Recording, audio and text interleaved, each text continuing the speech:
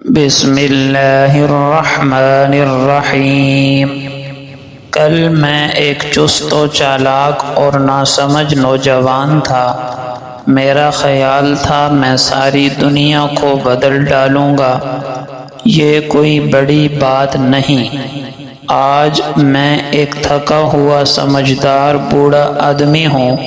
میرا خیال ہے میں خود کو بدل ڈالوں، یہ بھی بہت بڑی بات ہے۔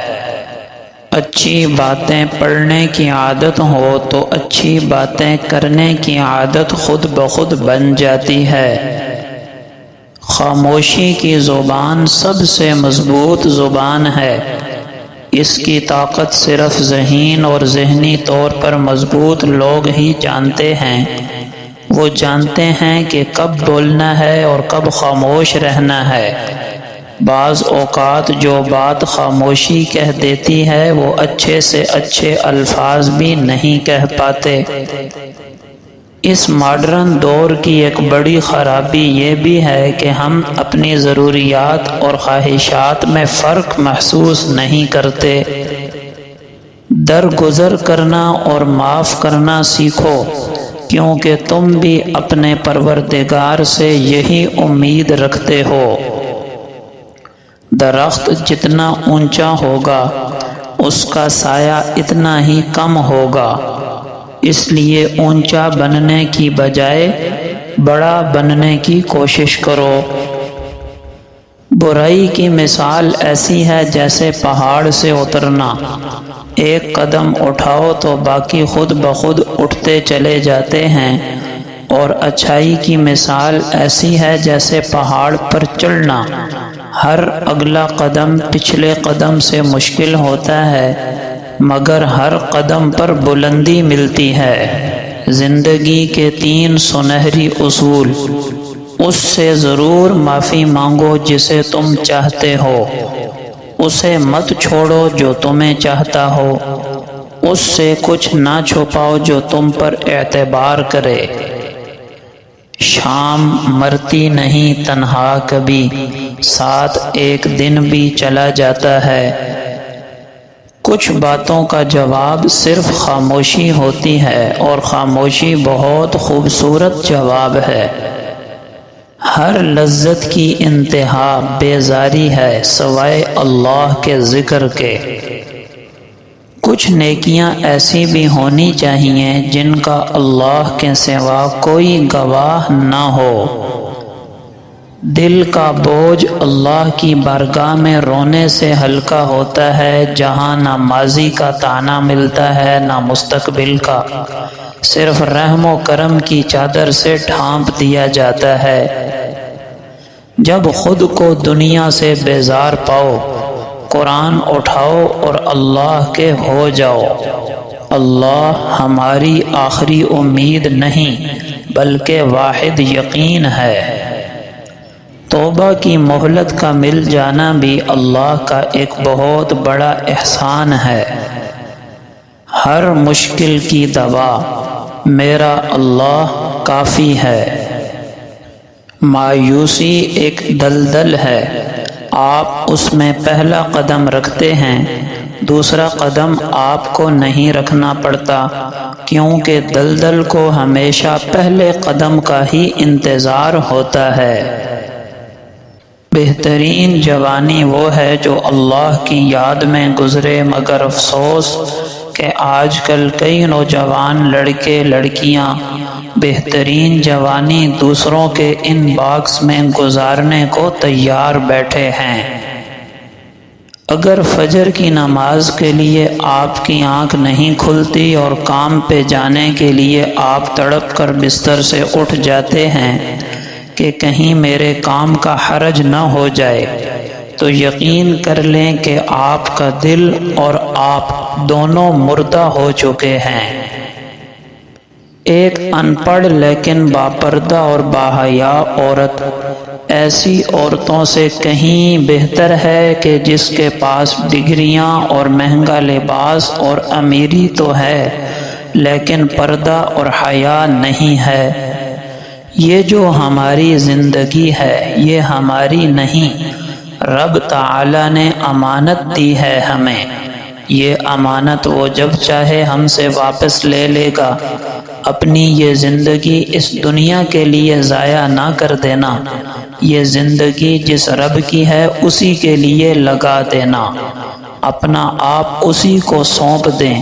جب مہلت ختم ہوگی پھر کچھ نہیں کر پائیں گے، ایسی زندگی جی کر جائیں کہ بعد میں پچھتانا نہ پڑے۔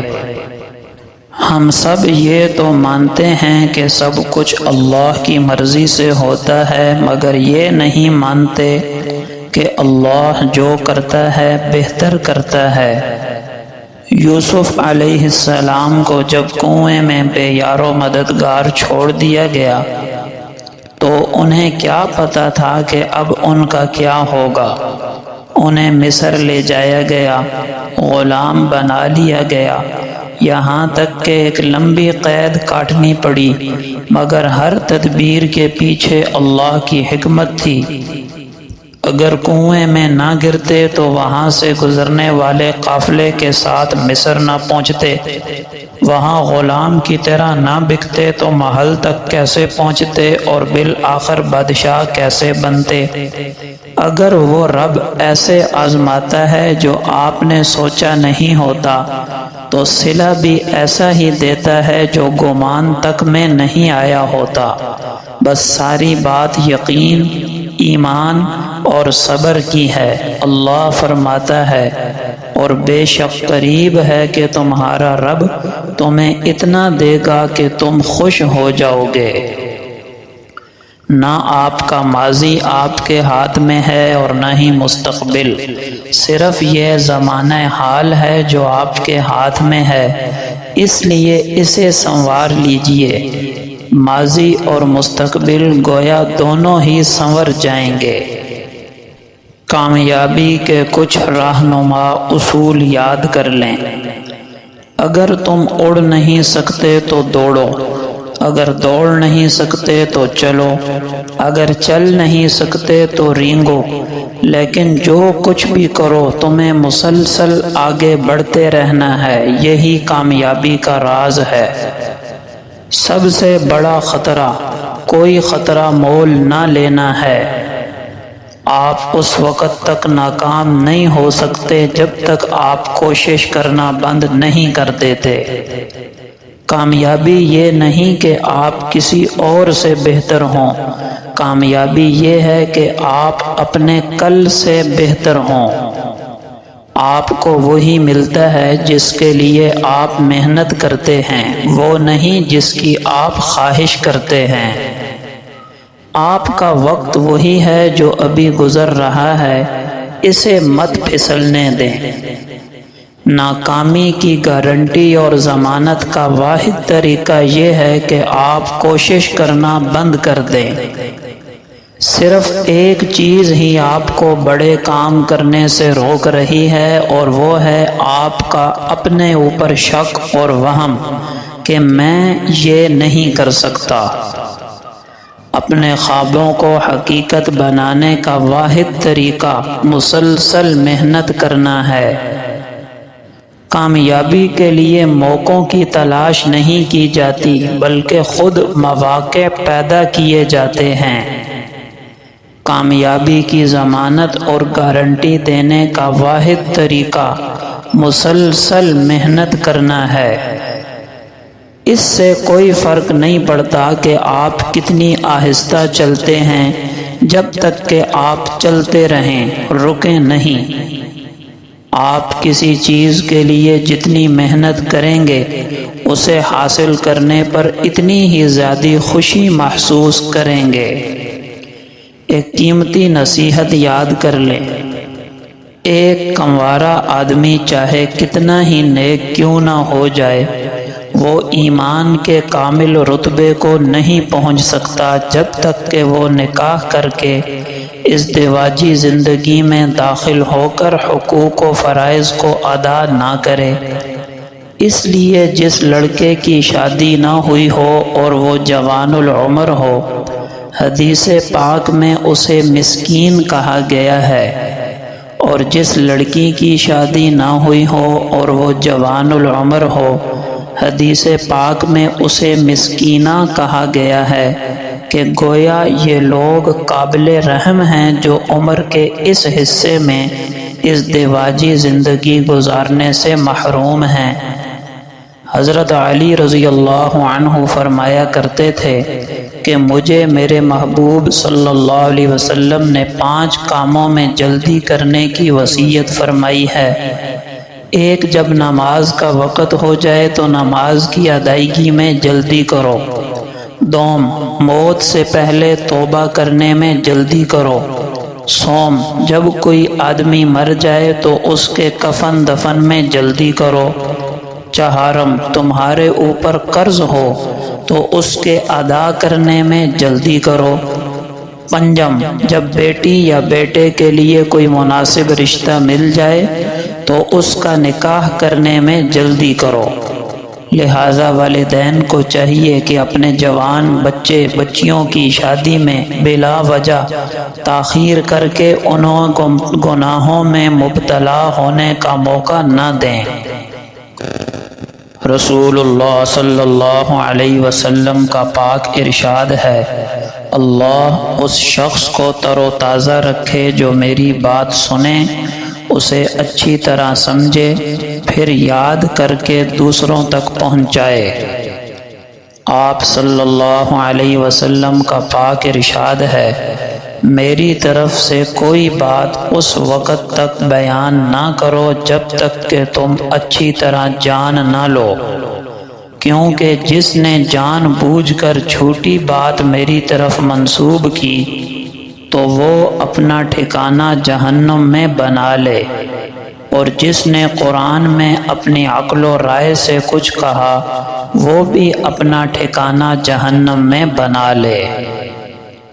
آپ صلی اللہ علیہ وسلم کا پاک ارشاد ہے، آدمی کے گنہگار ہونے کے لیے کافی ہے کہ وہ ہر سنی سنائی بات بلا تحقیق بیان کر دے۔ آپ صلی اللہ علیہ وسلم کا پاک ارشاد ہے، ایک مسلمان دوسرے مسلمان کا بھائی ہے، لہٰذا نہ اس پر ظلم کرے اور نہ ظلم ہونے دے۔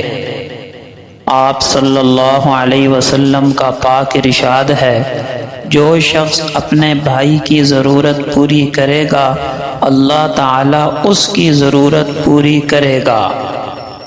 آپ صلی اللہ علیہ وسلم کا پاک ارشاد ہے، جو شخص کسی مسلمان کی ایک مصیبت کو دور کرے اللہ تعالیٰ اس کی قیامت کی مصیبتوں میں سے ایک بڑی مصیبت کو دور فرمائے گا۔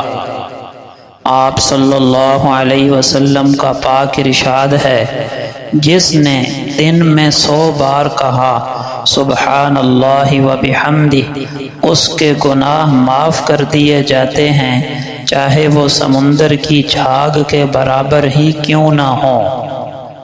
رسول اللہ صلی اللہ علیہ وسلم سے ایسے عمل کے متعلق پوچھا گیا جو اللہ کو سب سے زیادہ محبوب ہو، تو آپ صلی اللہ علیہ وسلم نے فرمایا، کثرت سے سجدے کیا کرو، تم اللہ کے لیے جو بھی سجدہ کرو گے وہ اس کے بدلے میں تمہارا ایک درجہ بلند کر دے گا اور ایک گناہ معاف کر دے گا۔